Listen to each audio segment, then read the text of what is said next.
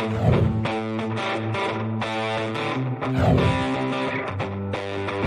listening to the Cantina Cast,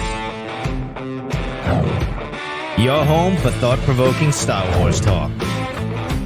Join Adler and Jonesy in breaking down the latest news, trailers, movies, and of course, your favorite characters from a galaxy far, far away.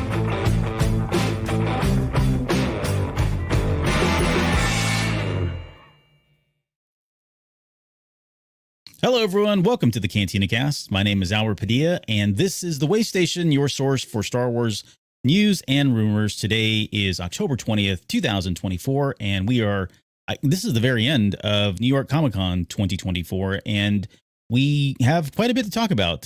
Star Wars, typically, Lucasfilm doesn't have a presence there as much as they used to in years past. A lot of that is now saved for Celebration, but nonetheless, we did have a Comic-Con panel that was done for publishing, and there's quite a bit to cover here on publishing stuff.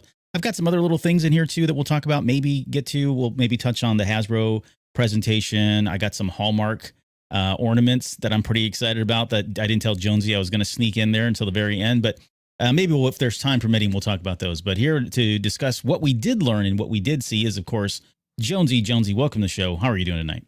I'm doing well. Yeah, what's really cool about like Star Wars back at Comic Cons is that like they're kind of re-emphasizing the comic book and the publishing side of the Comic Cons rather than making them big movie events and stuff like that. We talked a little bit about this with the San Diego coverage that we did, and yeah, Star Wars is a little bit smaller in that space, but it's cool that we have this opportunity to be able to showcase that part of the arm. And while it's done at all of the other conventions for us too, it's really cool that we're present at some of these bigger conventions. New York Comic Con is actually one of those I want to go to because it's grown so much over the years.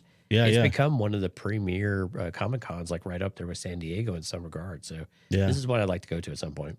Yeah, I'm with you. These are on my bucket list at some point too. So I don't know, maybe we make that field trip next year at some point, whenever they have that one. But yeah, it's some great stuff. A lot of fun things to talk about, especially if you're into the comics, which aptly you would expect again from the Comic-Con, but some novel stuff in there as well and some other little tidbits. But more on that here in just a second when we get to the main show. I know you want to say thank you to some special folks that are with us tonight and support the show. Yeah, some folks I always like to talk about are some of our Patreon members are now part of the tribe members: Alex, Raphael, Donnie, Mike, Lauren, Dante, Riss, Justin, Jackson, Sharkman, Dan, Daz, Isabella, Uncle Leon, Josh, Jacob, and Reader Reborn. And of course, our Delusions of Grandeur members are top tier. Now, this is Rod Racing, CJ, Steve, and Rob. If you're curious about Patreon, we've got a great show for you tonight. CantinaCast.com/Patreon. Immediately following our special edition of the Waystation here, we will be talking about episode 4 of Star Wars A New Hope, the television series, which Albert has aptly named what? Situation Normal. There you go. So right out of the story. So it should be a fun episode tonight. CantinaCast.com/Patreon if you're curious about that. In the live stream tonight, CantinaCast.com/YouTube. If you're listening to this, thank you for the download. We'd love for you to come out and pay us a visit over on YouTube. Leave us a like, subscribe to the show, leave us a comment. We'd love to hear from you as well. And you can join one of these amazing people in the live stream: Music Train, My Star Wars Guys, Jorge, and Steph. So far, we see you folks out there in the background. Please do come in and say hello. Yeah, we'd love it if you did. Let's see. Programming notes. So again, right after this, we'll be doing the Patreon show, as Jonesy mentioned. And then Wednesday, we're going to be covering the Battle of Jakku Insurgency Rising Part 2, also known as the Star Wars Resistance, issue, for lack of a better term, and the return of Mara Jade. So that's always fun to talk about. Would you call it the Rise of the Resistance, Albert? It could be at this point. There's a little-known Jaeger. That's a Disney joke. Yeah, it's not a good one, but it is a Disney joke. There's a character named Yeager from Star Wars Resistance who's made a surprise appearance in issue number 2, which has gotten a lot of people excited, myself included. And then, spoilers. Yeah. Well, it's been out for about a week now. And there's also a redhead in there who's after Luke Skywalker. So again, Mara Jade. But don't do this. We'll see. So that'll be on Wednesday, and then next week we'll do the whole thing all over again. So we've got another Patreon show. We'll break down episode 5 of A New Hope. And I think you guys are planning on doing a Waystation that weekend as well. We'll see. Now that we're doing this one, we'll have to see what other news is left. So we'll play that one by ear about what's going on the rest of the Sunday, but we will at least have a Patreon this Sunday. Fair enough. Sounds good. All right. Let's get into this. I've got a little slideshow that I'm going to walk through, just some of the art that was released. And we'll start with this one too. We'll start with the hyperspace stories. Now, we got the Qui-Gon Jinn reveal a couple months ago, because I remember I think Ed and I had spoken about this at one point. We didn't get a lot of details. We weren't really sure exactly, how long the series was going to go, et cetera, et cetera. But now we find out that there are indeed at least 2 more that are coming out. So we've got Grievous and we've got Mace. I've got the covers up here. We're showing those. The artist on that is Michael Cho. These are original graphic novels. I don't know to what length or how big these things are going to be. But the Grievous story is written by Michael Moreci. His name comes up a little bit later in some of the stuff that was announced as well. Windu is going to be written by Justina Ireland. So I don't know why she's got all the purple wielding lightsaber people, but it's probably appropriate since that is her favorite color. And then we got some information about the Qui-Gon Jinn, just to kind of reiterate. That's George Mann that's writing the Qui-Gon Jinn story with art by Andrea. I think it's Muti or Mutal. I couldn't see I didn't really look at the text very well on the picture, but these are so first off, we're covering all the Dark Horse stuff first. This is similar, it's very similar to something we're going to talk about a little bit later, which is Jedi Knights, right? In terms of what they're covering, they're basically focused stories on them.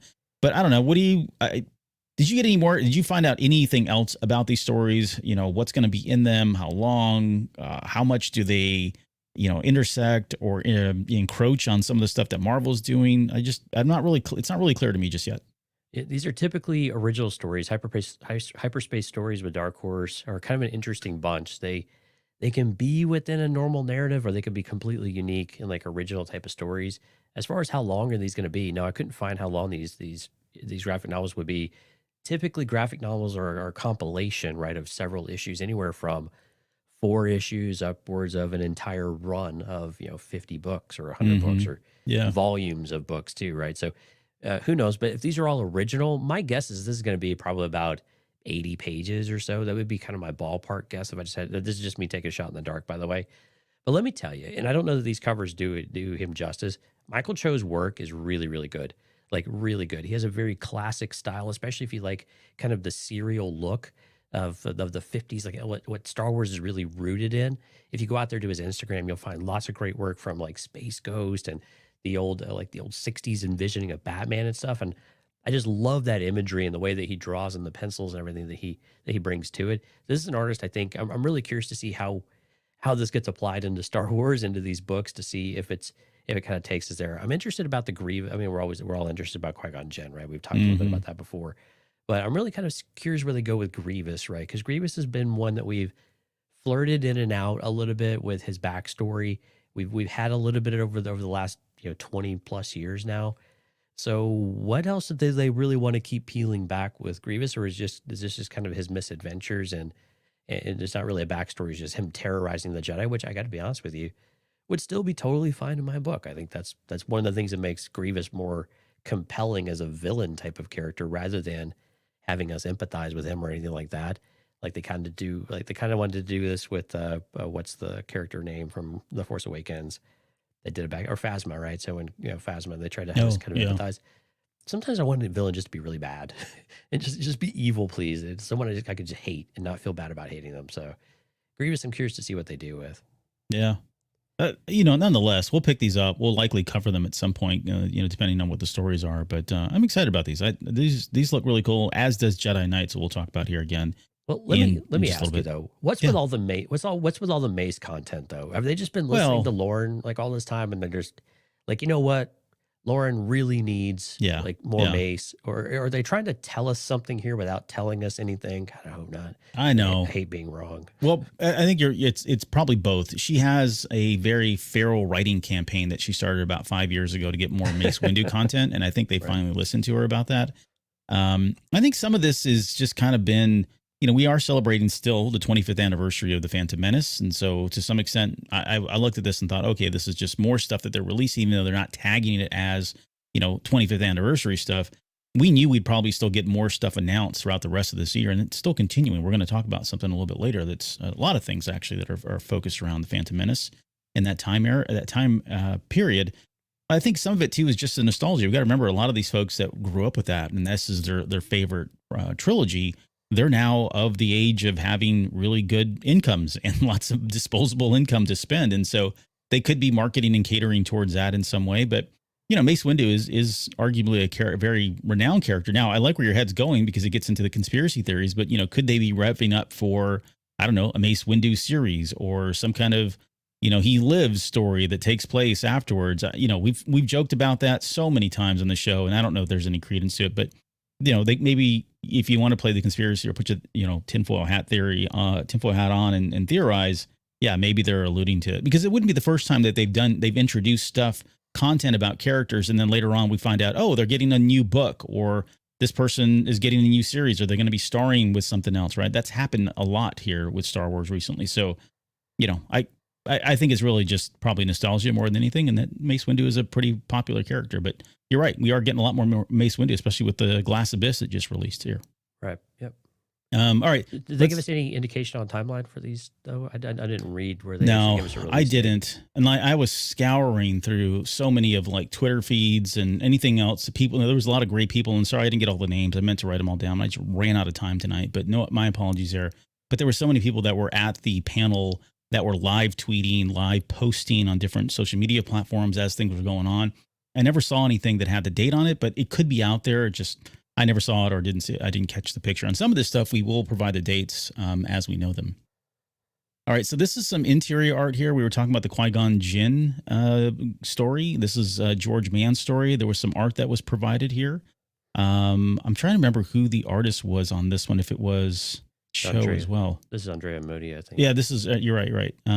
So yeah, you can see, a very young Kenobi there, and I don't know what else is going on here. It looks cool. It looks nice. I like it. It's clean. I like clean art. It always reminds you of like Cassidy. Rest in peace, buddy. But I do like the artwork, even though, I don't know, Kenobi doesn't look like Kenobi, but you can look past that, especially with a good story.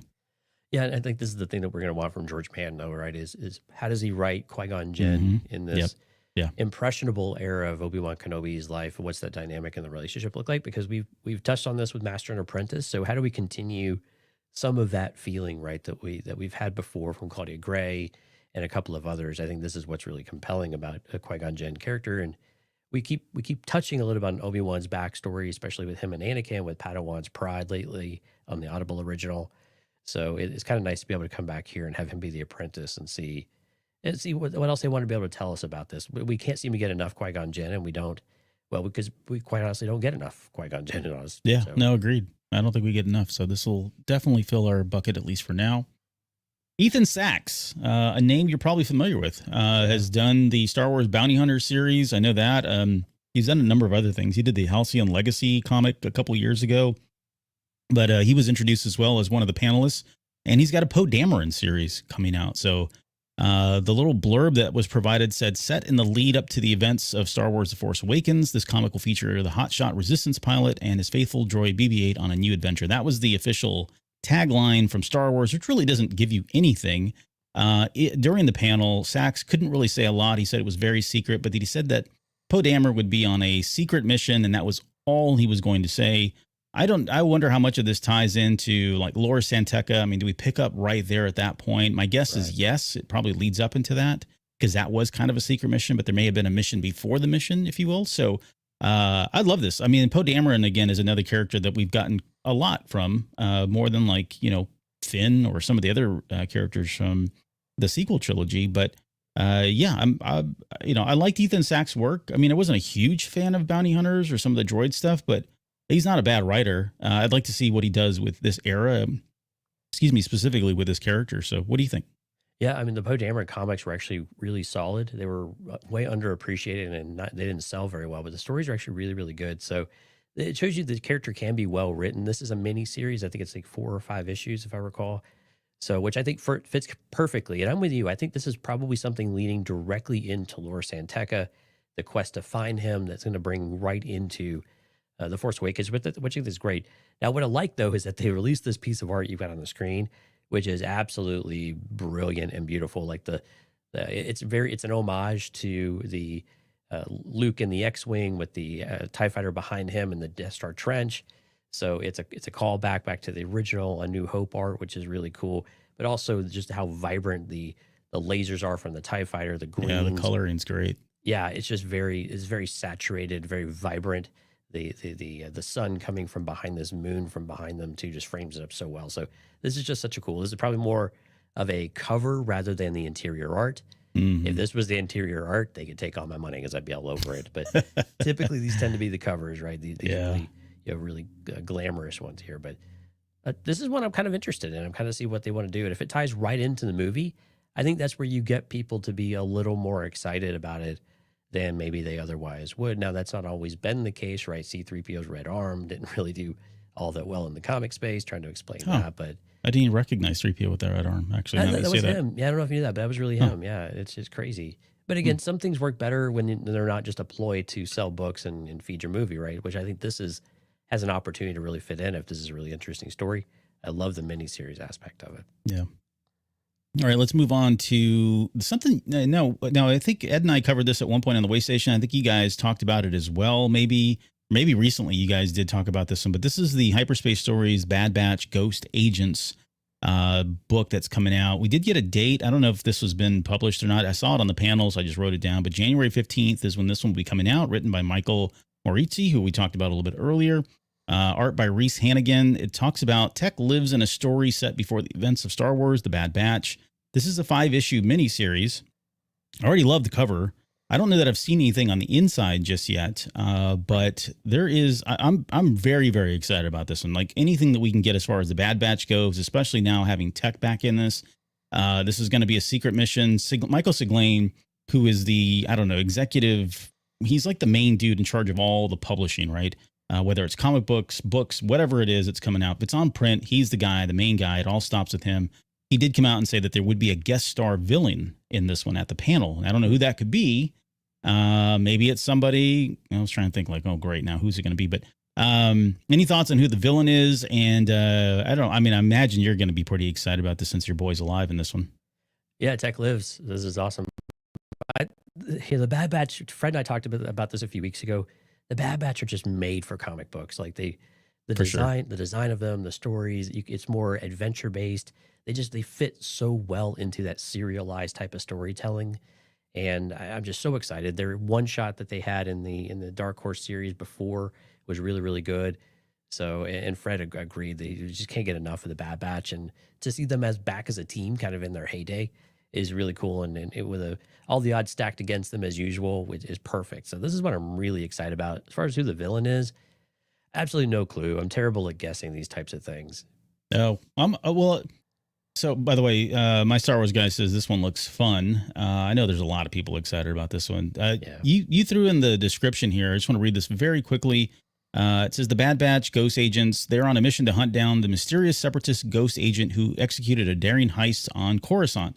The thief's trail leads Hunter, Wrecker, Crosshair, and Tech to the seediest corners of the galaxy, a place where kingpins and thugs threaten the clones' missions and their lives. Jabba comes to mind immediately. There could be a connection between him and them. It could be any number of Hutts, maybe even Zero the Hutt. I don't know, but it feels like that could be probably a link there. I'm trying to think what other type of shady villains would be on the outskirts of the galaxy at this point. But I don't know. I mean, to call the obvious one, but that's who jumps to mind. I would love for like a Prince Shizor to finally make his way into canon. I mean, it's just that's how out there I would be. That would be really cool to bring. I mean, you're talking about redheads coming into the Star Wars series, so why not the one that threw create a love triangle for the Solo Organa tribe? So here, I think that would be kind of a cool opportunity here because they keep leaning in so heavily, at least with the TV series. And again, we shouldn't make correlations that don't really exist, but they lean so heavily on the crime syndicates and things like that. And so, and the same with like Kira, right? So, this is way too early for Kira, I think, but those are areas that you could explore. I think you could even explore a Darth Maul type of character too. Again, depending on where this is at within the Separatist conflict, that probably doesn't work, but it depends on what they want to go all in on and whether they feel like they need to have some big bad villain that will go and try to sell books for trying to see who it is. Yeah. Once they announce it, but we'll have to see where this goes. Oh, Dryden Voss. There you go. Dryden Voss would be an interesting one. Yeah. Way to kind of bring everything full circle. Well, like that. Siglain, as much as I like Michael Siglain, like he doesn't really tease these things very well. And then when he does tease like these big bad villains, like they kind of fall a little flat. So, You know, in the comics, how much are you going to really do that's bold, that's going to feel like it kind of shifts the canon a little bit. And I got to be honest with you, Dark Horse side of things with hyperspace stories and things like that always feel canon adjacent. They don't necessarily feel embedded within the canon. That might be unfair, but that's how the stories have always kind of been written a little bit. And so I think that's how they fit. It's really difficult to take them seriously within the canon in that way. And that's no shade or disrespect. I think it's just the way that the young adult side of things, or the middle grade side of things, that Dark Horse seems to kind of be pigeonholed with this agreement with Lucasfilm, just seems to be more, you know, pigeoned into that type of realm. So it is more difficult to equate it to firm, like movie level canon, like the books that we would say. No, I think that's a fair characterization, and I get what you're saying. I don't know that they don't feel as heavy. They do feel lighter, for lack of a better term, there as well, when you read those compared to even the stuff that we get. You know, when we get the Marvel, the main line, even the Dark Horse stuff, like the Dark Horse stuff and the Marvel stuff, definitely feel like they're embedded. You know, they're real. They have real consequences. They may not have galactic consequences, but to the story, they certainly do. Whereas the hyperspace stories, they're fun and they're great to read. And a lot, sometimes the art, some of these artists that are just kind of up and coming, they slam in there, are great. They really put some great stuff on the pages, but you're right. They do feel a little bit lighter in terms of, I guess, their impact. And that's not necessarily, again, to you, like you said, that's not a discredit, not discrediting anything about what they do. So yeah, they definitely fit within the canon. They just don't always feel like huge canon events. So it's difficult to understand where Siglane's really coming from here. Yeah. Well, he's got to hype this up, man. This is what he does, so we get that. Very true. Yeah. So I've got I've got a collection of stuff here now. This is all kind of High Republic art. First off, this is the covers for issues 14 through 17 of the High Republic Adventures. The artist here is Harvey Talbot. He's done all the art for High Republic Adventures. Right. There was a couple issues that he didn't do, but I've really, really enjoyed everything he's done. The only feedback, and it's not like it's a stylistic thing. Sometimes the heads on his characters are like either bigger or smaller than they should be. But outside of it, there's so much freaking detail. And I'm going to show you the wedding, or one of the wedding pictures here in a second that he did, that I've really enjoyed everything this guy has done. What was really interesting is that, I don't know if you saw this, but DJO, Daniel Jose Older, who's been the primary writer on the High Republic Adventures for Dark Horse, had never met Harvey Talbot ever in person. Yeah, they started all this stuff during the pandemic. So yeah, and that's exactly right. And so this was the first time at New York Comic Con they'd actually met in person. It was there's a really great shot that a lot of people took of them just kind of, they were on stage at the panel together, and they kind of got up and gave each other a hug. And I think Harvey handed him something like a personal drawing that he made for him as a gift or whatever. But very cool that was the first time that they met. But this wraparound cover is just glorious. I love it. Need to make this a banner, I guess, on my social media page, because I do like it so much. And if you guys follow the High Republic Adventures comic, you know probably exactly who all these people are. There's some really great characters in there, and I've been calling this the DJO universe, the Holder universe, or Older universe, because everything he's done, like everything he writes exists within the High Republic, and certainly has ramifications and impacts throughout the rest of what's going on during that era. But he just has a suite of characters that he's created, and it's like its own little micro universe that exists within a world within a world, if you will. So great stuff that he's been doing here. Yeah, for those people who like to collect connected covers, this is a really great one, because again, this just flows so well. And again, some of these images look pretty similar to what we've had on other covers, which is not a bad thing, right? That consistency of the covers and the interior art, I think, is always really important for an audience to be able to say it's a series, and if it's 10 or 12 issues or whatever it might be, that they all feel like one body of work. And when you change artists, or you change cover artists a lot, and with all the variant stuff they do today for the covers, sometimes you lose touch with that a little bit. So I think with Harvey doing a lot of this stuff, it's really cool to be able to have that consistency. I love, like you said, I love the pencils in general of what he has. Some scenes do get a little bit chaotic from my interpretation, but generally speaking, they've been very, very good. And again, it's, for as quickly as they've got to turn all these things out too, it just fits DJO's writing style so well. And to be able to have that dynamic without really having met in person, granted they can meet and talk a lot of other ways, but there's a lot of trust. Kevin Scott actually wrote a really great article in his newsletter about working with your artist, and a lot of trust that you have. And sometimes you don't even, the art actually changes the story in the writer's mind after it's been written. about what it means. It's really interesting how it all works and fits together and comes together in this thing. But I think, yeah, you're right. This kind of panoramic connected covers is really cool. Anytime we can see Marky on Row and all the lightsabers, everything else going, it's always a good thing. These are always it's great stuff. The level of detail, and I'll go to the next one. I think it's the next image I've got. You can kind of see this is pencils, right? That he's doing here, and how this guy cranks out as many comics as he does, and just the level of detail. And I mean, there's just little lines everywhere, right? And the coloring's always great. It's very vibrant. The colorists and the inkers are just amazing on this comic book. But yeah, you can kind of see it here. There's just a lot going on. You just keep looking for days, and you keep finding little things here and there. So always cool stuff there. Yep. But I think this is a page. I'm not sure if this is. I think this is from the Wedding Spectacular. Yeah, the Wedding Spectacular that's coming out. Now that did get a date, December 18th, 2024. That is Lula and Zine's wedding. So the two primary characters in High Republic Adventures. I don't have a picture. Well, they're kind of front and center right here in the middle here. So Lauren and I covered a lot of these stories. In fact, I think we covered everything. I think we might be done until they pick this back up again. So go back if you guys want to hear the breakdowns of those. But they are those who are getting married, and that wedding issue is coming out. So that should be a lot of fun to read. There's some other stuff in here too. We got to see the covers for High Republic Adventures number 11. You can kind of see it there. Apologies. This is just the best I could find on that one. There's the cover of the Wedding Spectacular. I think this has already been shown before. At least it was posted on social media. I think I tweeted about it at some point when it first came out, but we got to see it there. You can see how happy Daniel is right there at the bottom. But also on top of that, we also got this wasn't clear to me, like if this was kind of like a one-off story, hyperspace stories or whatever, but they just mentioned that there's a High Republic adventure story coming out with Vanestra Rowe. This is going to be a mission that's set before the time of the Nihil. So we get Stellan Geos. You can kind of see him down here in the bottom panels to the right. So that's cool that we're getting Stellan back. But I love this. I love both of these characters. There's so much that needs to be said about Vanestra Rowe, especially now after the Acolyte. But even before that, we knew she was kind of like this pedigree and this up and coming Jedi, and someone who had done remarkable things before a lot of other people. She was just so young, so remarkably talented, and we certainly are seeing a lot of that in the books and everything else that she's been in.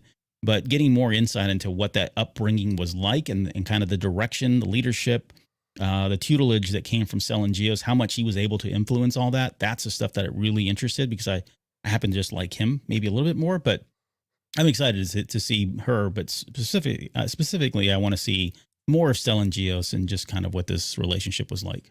We never really got to see their master and apprentice relationship at all in the books. And so I think these are good peeks into the backstory. I think could be very interesting. And again, depending on who I guess regardless of who you're interested in, whether it's Vernestra or if it's Stellan, I think there's probably going to be something here for each person if they have to choose one or the other, right? So there's probably moments for each one. It does seem to be maybe a bit more leaning towards Vernestra's stories rather than Stellan. For sure. But yeah, so we'll have to see. This kind of sounded like it might fit within the Star Wars High Republic Adventures annual that's coming out, but they kind of called it off separately too. So I don't know if it's going to be within the annual. It would kind of fit in there with a shorter story, or if it's going to be maybe more of a one shot. They didn't say anything about being a mini series or an actual series. I think an actual series would probably be a little bit too much, given that we have the High Republic Adventures. But right, that would, I could definitely see this maybe as a one shot. They've been doing a lot of one shots in the Dark Horse space this past year, so it wouldn't surprise me that this would fit in that. But I also would be perfectly okay if it was more in the annual type of book too, because of that, like we've talked about before, we covered some other annual stories way back when. That's when you could kind of tell fun, interesting, niche type of stories and give smaller elements where you maybe don't have a huge backstory to tell, but you want to tell kind of a very small segment in time when there's a really clear lesson that that Vernestra learned, or something that was an interesting dynamic in the relationship with Stellan Geos. So either one of those could work, but I'm kind of leaning more probably towards an actual one-shot comic on its own. Yeah, I think one shot is probably where they're going to go with this, just because I saw the official publication, I don't know, whatever they call that little, the preview, like the thing you would get in previews, if you guys know what I'm talking about there from the comic book industry. Yep. And the annual was listed as 5 stories, and it listed all the authors. And, this wasn't one of the stories that was listed on there. So one shot makes sense. And I was just thinking about that. I was like, yeah, you're right. They are releasing a lot of one shot stuff. But, we are kind of coming to the end of the High Republic. We're entering the final part of Phase 3. And so, they probably had a lot of story, a lot of content that they came up with. They just had to cut and, leave on the cutting room floor, if you will. And so maybe some of that is starting to come out and be manifested now and created, it turned into these one-shot stories or some of the other stuff that we're going to talk about here a little bit later. So I imagine they're, taking advantage of all of this great content and all these great stories that were created, the background stories that were created, some as similar to this. So, did they say who was writing this though? Nope, I didn't get it. I didn't find anything on who the writer was for this just yet. So that's all we know. Again, could be wrong because man, it was hard to keep up with where this stuff was coming from, and but I'm sure that'll get announced here a little bit later. This is this is Justine Ireland. Oh, is it? Okay, perfect. Yeah, no, that's awesome. Ireland is writing this. Yeah. Oh, good. So it says the first look inside shows us a mission set in the days before the nefarious Nihil, in which Padawan Vernestra Rowe learns a valuable lesson from Master. Gotcha. Snow. Okay, cool. I must have missed that. Was that on the StarWars.com website? Yeah, that's just straight from them. Perfect.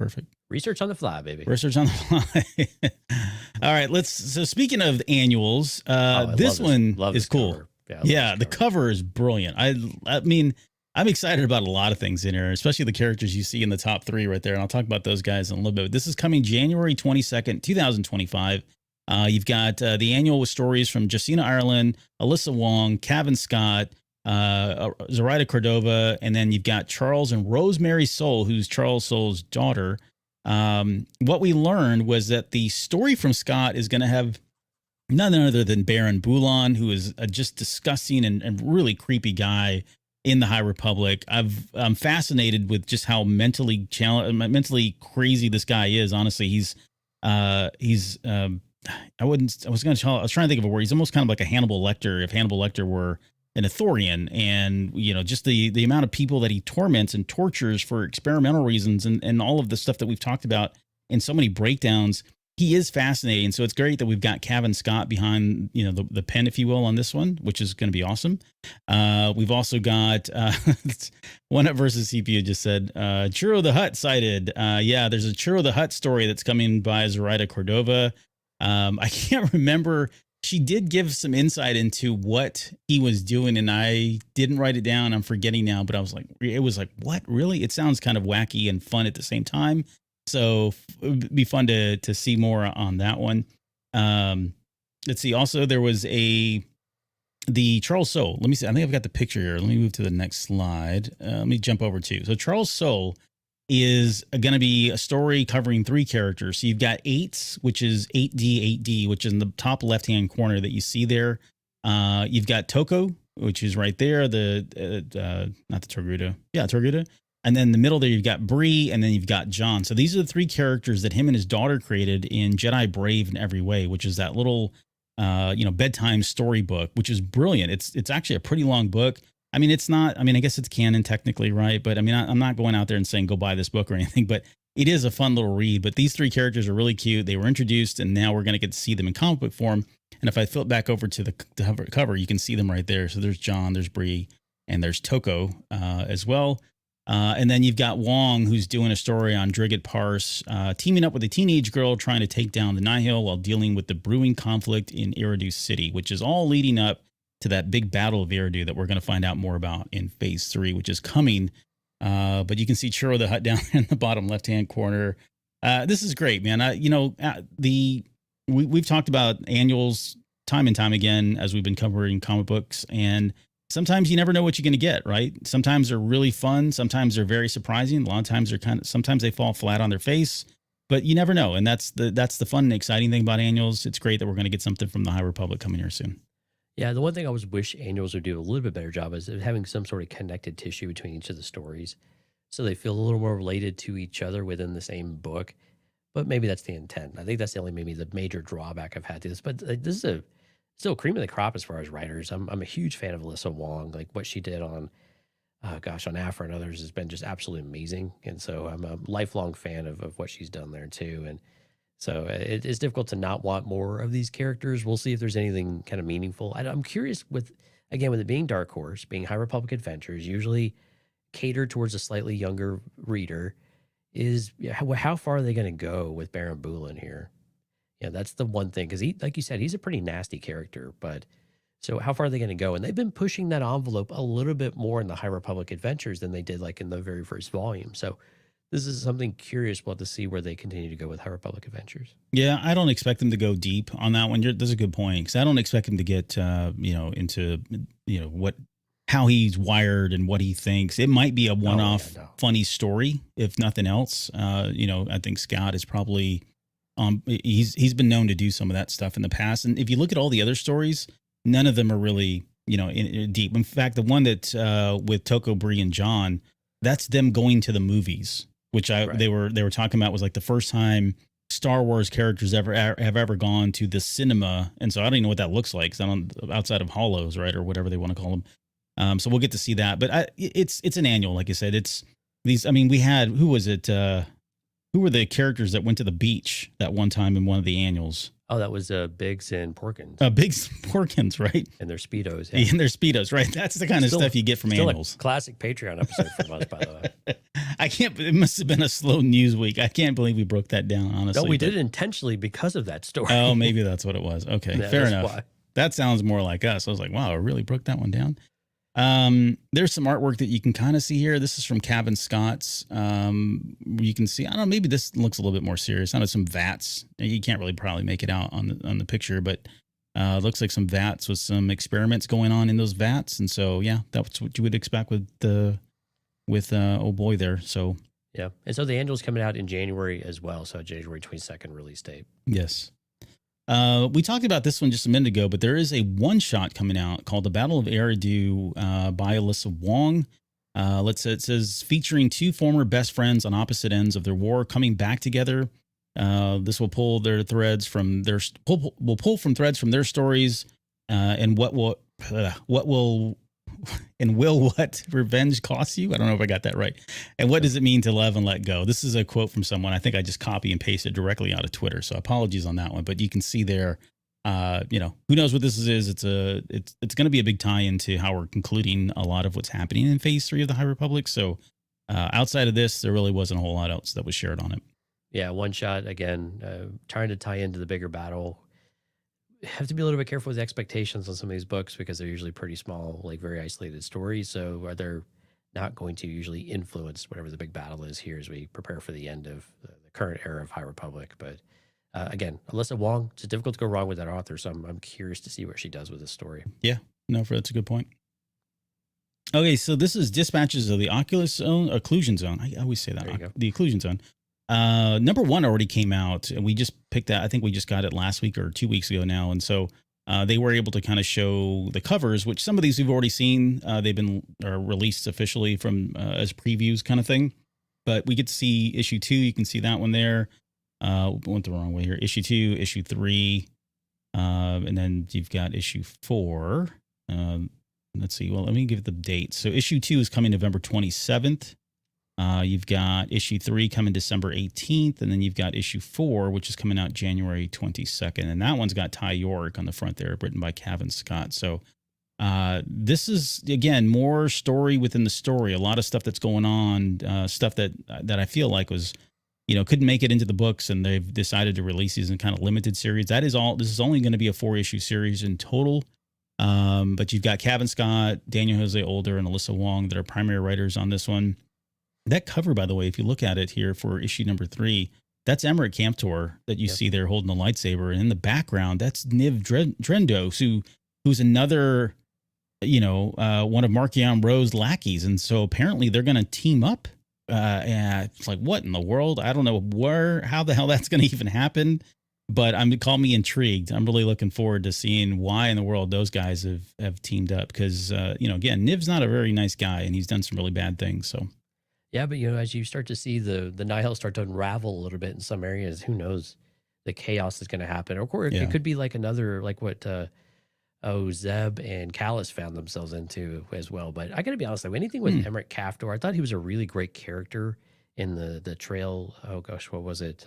Trail of Shadows. Yeah, Trail of Shadows. Thank you. Yeah, I really like that character and some of the dynamics I have with the other characters in that book. So I'm actually willing to give these a shot. I usually would probably pass up on some of these. Again, too many tangential stories for me outside the main narrative to where I just get a little bit lost in what's actually going on, and do they have enough meaning for it? But again, when you have really strong authors, they can still deliver really great things. So they're always worth a shot to be able to at least pick up the first issue or two and see if you're gaining some traction on that. And of course, DJO usually writes characters really, really well, especially in this High Republic Adventures, somewhat younger reader thing. He finds a great way of relating to, I think, younger readers with more adult themes and concepts, which I do appreciate that he doesn't dumb it down for anybody. And I think he really finds a way to connect to the reader, which I think makes his work so compelling.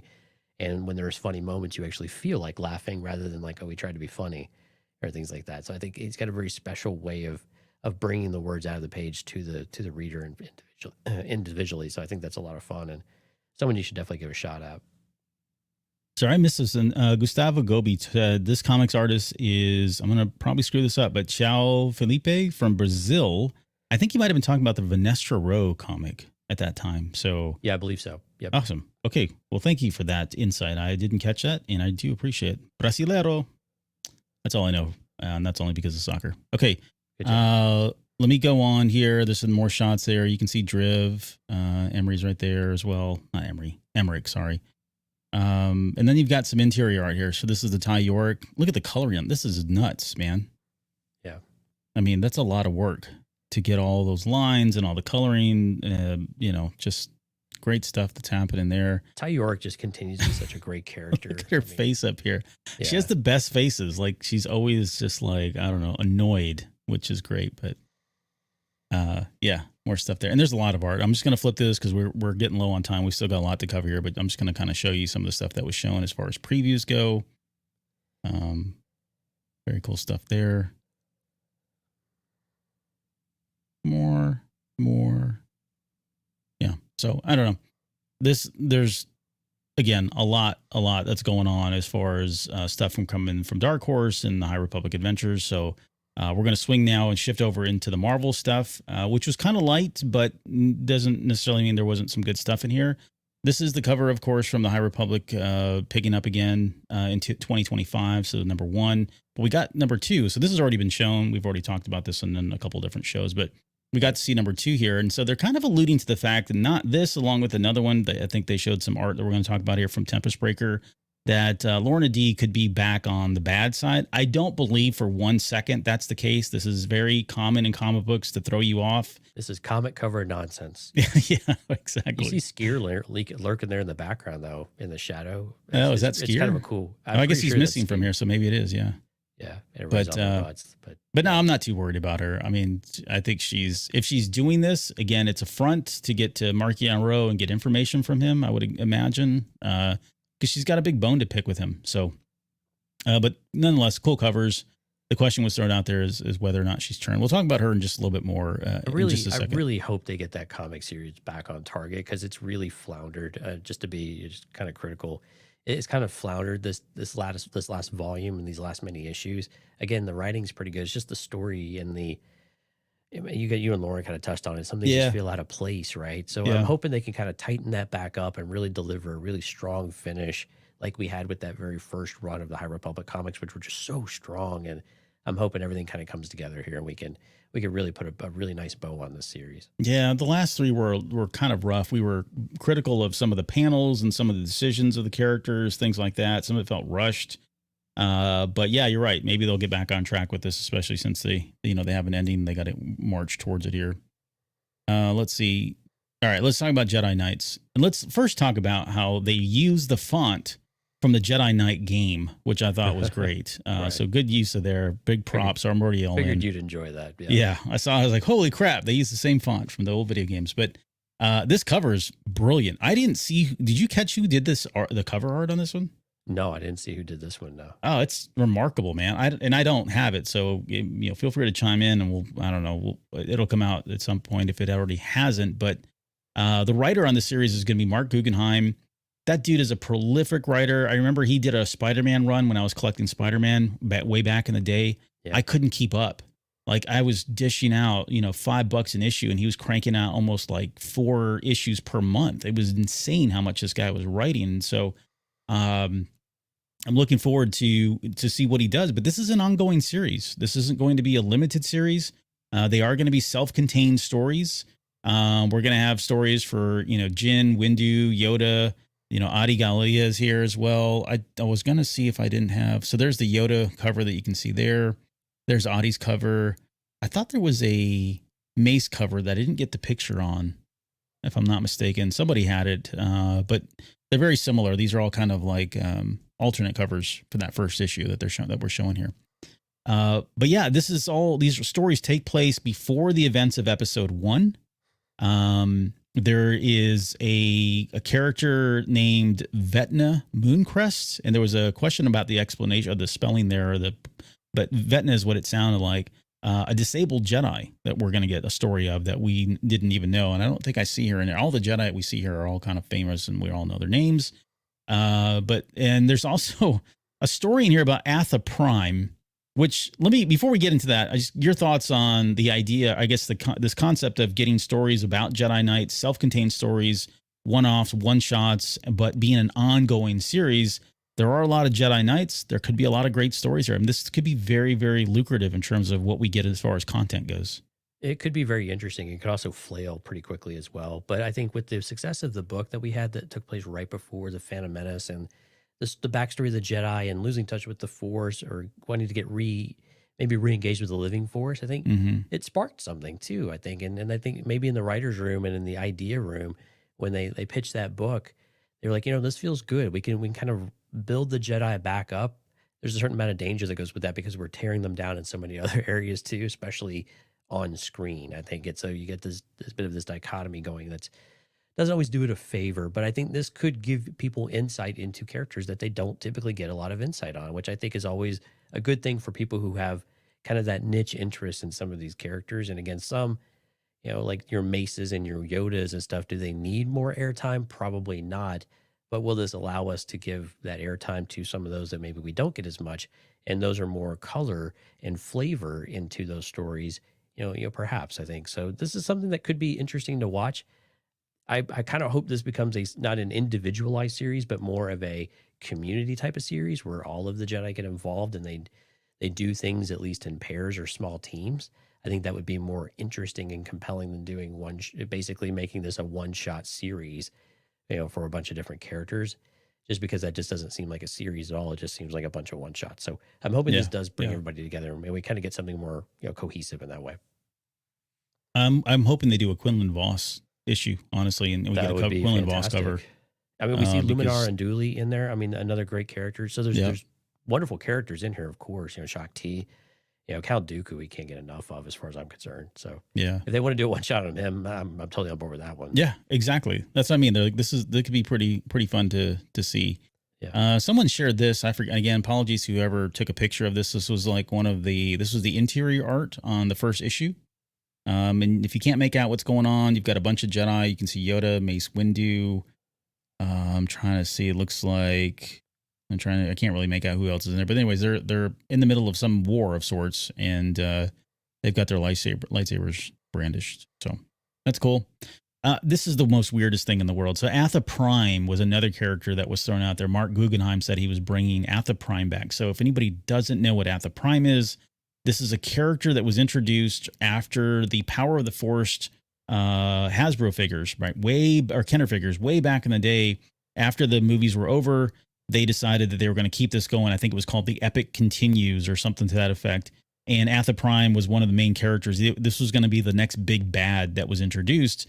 And the concept art here for Atha Prime was actually taken from concept art for the Imperial Guards that were used in Return of the Jedi. They ended up using this character design later on in something else in comics. We won't get into all that.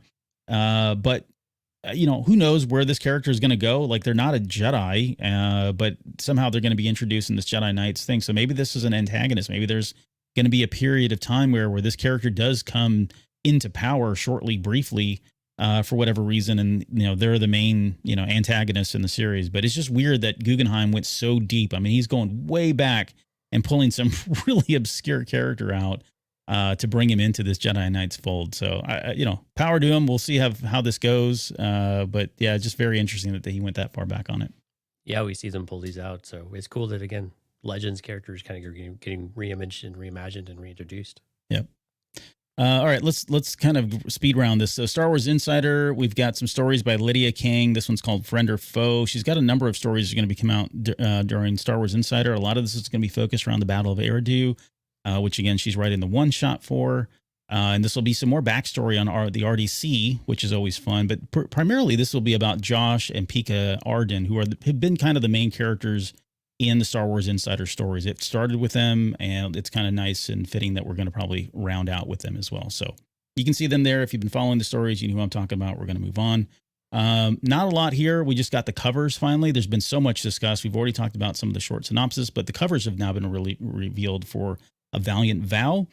This is the middle grade book by Justina Ireland. This is, of course, Emery Cantros and Tep Tep. You can see them there. You've got Into the Light coming out from Claudia Gray. This is her young adult novel. Fitting that her first book was Into the Dark, and now it's the last book is called Into the Light. You've got Reith Silas, who looks like such a badass. I can't wait to see.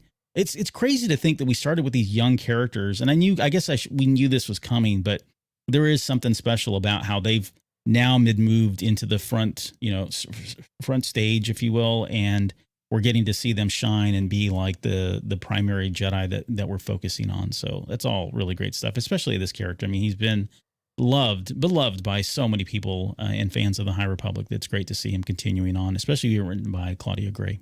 Yeah, don't sleep on this book just because it's middle grade. One, it's Claudia Knight, and it kind of wraps up Claudia Gray, sorry. Yeah. Claudia Gray.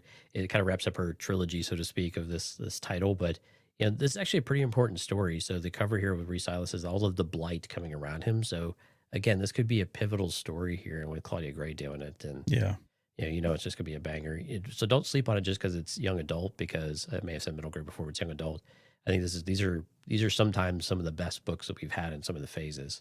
Yeah, my guess is he's probably figured out a way to contest the blight through his research and studies, because that's been his thing. Right.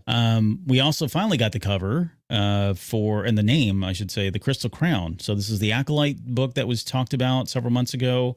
And this is a story that's going to feature Yord and Jecki, which you can see there. This is written by Tessa Gratton. I think we got the date on this one. I didn't write it down. I forget now. I think it was July next year. I forget now. I think that's right. It's in the summer of next year. So yeah, we've got this one though, but this is going to take place towards the end of the High Republic era. Again, another young adult novel, but fan favorites for all the reasons we've talked about in the past. Great to see the cover finally released there. We also got this. I couldn't tell whether this was promo art, if this is the actual cover for the Tempest Breaker audio drama. This looks like something you get out of by out of print, like on a special cover. Yeah. Doesn't it just seem like, I've got one of the covers behind me that you bought. Yeah, it's like a litho print or something, right? Something special you get as a one-off to frame kind of thing. It's just, like the wraparound covers that just are seamless front to back. So for those listening, it's Marquis Rowe with Lorna D and a bit of a tango here. So it's actually quite an interesting visual, considering the love, or not a love, the former, relationship and now the hate relationship between these two characters. So some quirkiness going on here, but this is the Tempest Runner. I think this is just kind of promotional or maybe some key art, but it would be cool if this is what ended up on the cover of the book when it was finally released, if they did that again, like they did with Tempest Runner. Yeah, I'd love to see a book. And I'm happy with the audiobooks. I think they've done a pretty good job. I'm not a big audiobook fan, but I thought they did a good job. Or this is more of an audio drama, I think is what they even label them as. It's an audio original novel, but yeah, it's full cast. Yeah. Sure. Yeah. But yeah, again, I see this and I'm thinking, okay, she's probably doing this because she's trying to get information or get close to him. She's still working for the good guys, but mostly working for herself. Let's just be honest. So that's probably what we're seeing here. But nonetheless, it is intriguing to see and try to speculate as to why she would do this. And then we've got, I guess, what a lot of people were talking about over the weekend is all of our favorite Jedi Knights during the High Republic, those that are still alive anyways, are now wearing some kind of armor. You can see it looks like the Temple Guardian armor, you can, at least for the mask themselves, right? Right. But they've got this white armor. We're looking at Avar Kriss here. You've got Bel Zettifar, looks like a complete badass. He's awesome. And then Buryaga has got his going on there. And you've got Elzar Mann. And then my favorite one was definitely Aslan Rel, because this guy has his moment coming. I think I posted and said he's suffered his entire life for this moment. Like there's something we've been talking about this, something about Aslan Rel, the information that he knew, everything that he's gone through is going to culminate in this final event. And he's probably going to end up saving everybody, even though, yes, he's done some bad things and he is absolutely crazy and he's kind of connected to the dark side. I do believe Yoda Yoda knows that he was key to the success of all of this. And I think we're going to see that play out in here. The question has been brought up as to why would they have armor on? And this was covered by Charles Soule during the panel. He said, generally speaking, Jedi don't wear armor, but they are. So there must be a situation where they have to go to a place where they haven't been before. That's all he said. That let your mind wander on that. I'll tell you where my mind went real quick, and I want your thoughts on this.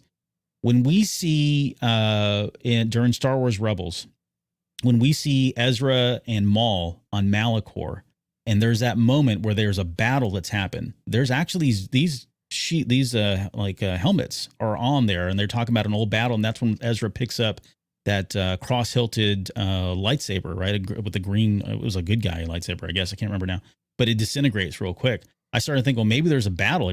Could they have gone to Malachor at some point for something, right? To, I don't know, battle the Blights, battle the Nameless, whatever it is. And would they be able to tie that back? I'm not saying that's the case, but that was the first thing that came to mind when I saw the mask and the design of all this. And that'd be a really cool way to tie it in. But I guess your thoughts on the fact that they're wearing this armor, what places could they possibly be going to? And am I just crazy to try to tie Rebels into everything? On the latter, yes, you're crazy, because I think they were... At least in the Rebel story, the context, they seemed like they were equating that to the Sith and a terrible thing that happened to the Sith between the Jedi and them. So yeah, that would be an interesting reshaping of that conversation if it was. But I love the design, first of all. I mean, it just, the elegant whites, it still looks very functional in the armor, like especially for the other characters, maybe not Aslan Rel. So that's really cool. I like the idea of maybe this having something to do with the Blight. Again, I don't know why they would need this specific guard for any other battle purposes or anything except to maybe re-emphasize the light to the Nihil and the rest of the galaxy, that they have this presence to them. The masks is what's really throwing me, though. Like, why would they all be wearing a mask? Even Barry Yaga's wearing a mask. Looks very weird. All the hair coming out. So it's a very interesting design here of why that would be the case. And I can't quite put my finger on what that reason would be, except maybe to send a symbol to the rest of the galaxy that literally your shining white knights are here. Yeah, more of the imagery there. Cortosis says 1UP versus CPU. Nameless trip protection, right? Hide the identities of them as they come in. You don't know which Jedi are there. But yeah, this is great stuff. I love the designs, of course. It's always cool that we've continued to get the concept art for all of these books. And then just lastly, this was something, again, somebody posted. I do apologize once again for not writing the stupid name down. Not that you're stupid, but I'm stupid for not writing the name down. But someone's asked during the panel for each of the panelists to talk about what was Phase 3 like. How would they summarize Phase 3 in a couple of words? Daniel Jose Older used the words love and disaster. I think Elzar right. Mann and Avar Chris when I hear that, but no. Lulu and Zine, yeah. Yeah, or maybe they're tied to it too. Kevin Scott said destiny and choices. Then they put Stott, who I don't know if that's a writer that I know, but I don't know that he's had a hand in anything the High Republic. Whoever that was said art and excitement. Talibo said that's Rachel Stott. She's one of the artists on the comic book series. Oh, okay. All right. I was thinking there's a writer from Marvel that's, I forget his name, is the same, got the same last name. I was thinking it was that person, but never mind. Talibo said someone very Bray. Okay. I'm not sure who that is. And then Wong said heartbreak and hope. So whatever happens, we're in for an emotional ride coming as we wrap up here in Phase 3. Whatever happens, we're blaming Kevin Scott and Charles Soule. Yeah, that's fair. Because this is their MO. This is what they like to do to us. All right. In the 60 seconds that we've got left, they did throw up this as well. This is just a coming soon image. I think most of this stuff we've already seen and or talked about, but it was kind of cool. I didn't see the bestiary yet. And I'm like, great, there's more money I'm going to drop because I know I'm going to buy that already. I hadn't seen that one. They've got a Woman of the Galaxy coming out. They've got, Ahsoka on the front there. I'm really excited about the art of the High Republic by Christina Baver. That one got pushed back, I heard, a couple months, if I'm not mistaken. So I don't remember what the original date was on that, but nonetheless, cool stuff coming here. And then lastly, you can take in this picture because there's a lot of, these are the ornaments that I told you I was going to show you that Hallmark has coming out. And I want that Darth Vader mask. I want that hanging off my Christmas because nothing says Christmas more than, melting dark side. So I'm looking forward to that. But I mean, look at you got, I don't know if those are glasses up there or what, but they're glasses or candles or something. Or that would be cool if they had a candle. They look like the old Burger King glasses. Yeah, that's exactly right. They look like the old Burger King. But why would Hallmark be selling glasses? I don't know. So. You'd be surprised what Hallmark sells these days when you go into their stores. You got like a holographic mug there of Vader, so that's kind of curious. Yeah. What's the ad at though? Is that like a book? I think that's an ornament. Oh, is it? I mean, I don't know. There was no context. Literally somebody took a picture and said, "Oh, I found this," and I was like, "Oh, cool. We'll have time to talk about all this," and we don't. They say 2025 sneak peek, so that's interesting. Yeah. So I don't know. Next year, next Christmas, not this Christmas. I hope not. I'm not waiting that long for this thing. I need that mask now.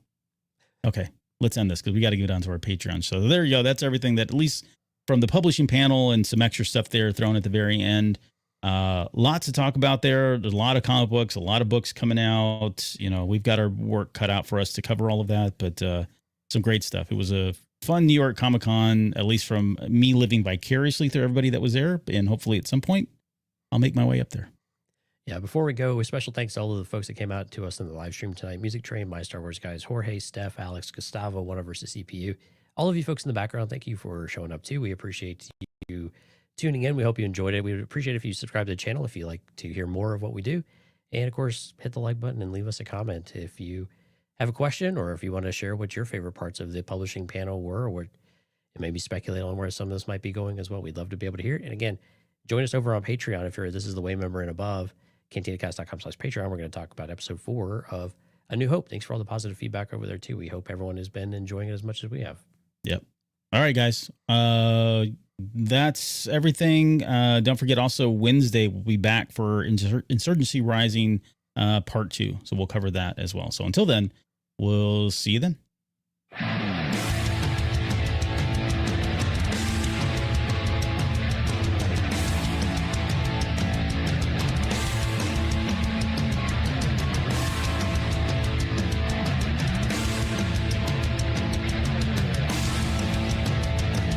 You're still listening? Wow, that's amazing. Well, I'm here to give you the disclaimer. Normally we do a big, long, drawn-out disclaimer thing saying what's what and who's what and all that other stuff, but I think you guys kind of know that Lucasfilm and Disney have no affiliation with us at all, and we have none with them. We talk about Star Wars, which is their property and all that other good, fun stuff, but I think you can tell which is our stuff and which is their stuff. If you can't, well, then send a lawyer to send an email to me, and I'll be glad to chat with them. Other than that, you know what's what, so that's your disclaimer.